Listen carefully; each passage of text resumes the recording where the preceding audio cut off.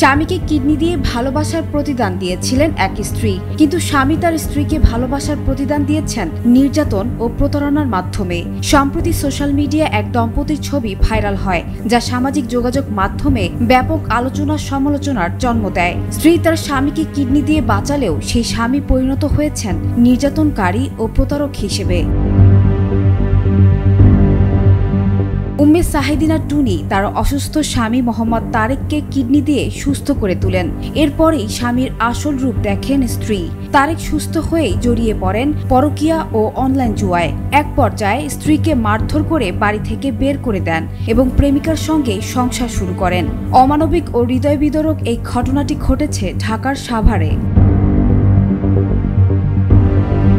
2006 সালে পারিবারিকভাবে বিয়ে হয় কলেজ পড়ুয়া টুনি ও মালয়েশিয়া প্রবাসী তারেকের। 1 বছর পর তাদের ঘরে আসে এক পুত্র সন্তান। সবকিছু ভালোই চলছিল, কিন্তু 2008 সালের মাঝামাঝি সময় হয় ছন্দপতন। চিকিৎসকরা জানান তারেকের দুটি কিডনি প্রায় অচল। তাকে বাঁচাতে হলে জরুরি ডায়ালাইসিস প্রয়োজন।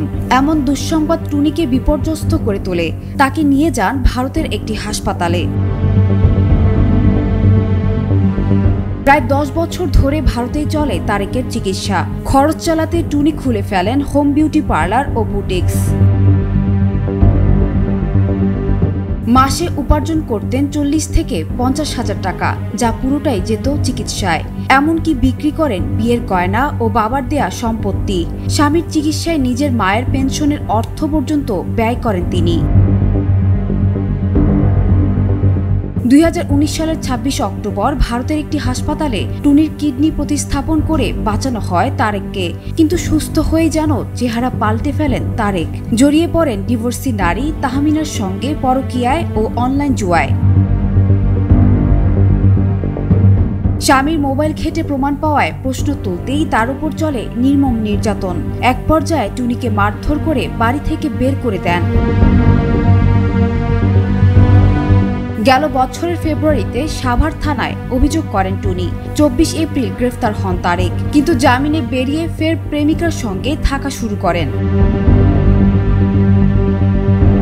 টুনির আইনজীবী নিহার ফারুক বলেন, স্বামীকে বাঁচাতে নিজের অঙ্গদান করেছেন এই নারী, অথচ সেই স্বামী এখন নির্যাতন চালাচ্ছেন, যা খুবই দুঃখজনক। জামিনে মুক্ত হওয়ার পর থেকে আত্মগোপনে রয়েছেন তারেক। বন্ধ রয়েছে তার ফোন। সানজানা তাবাসসুম, বৈশাখী সংবাদ।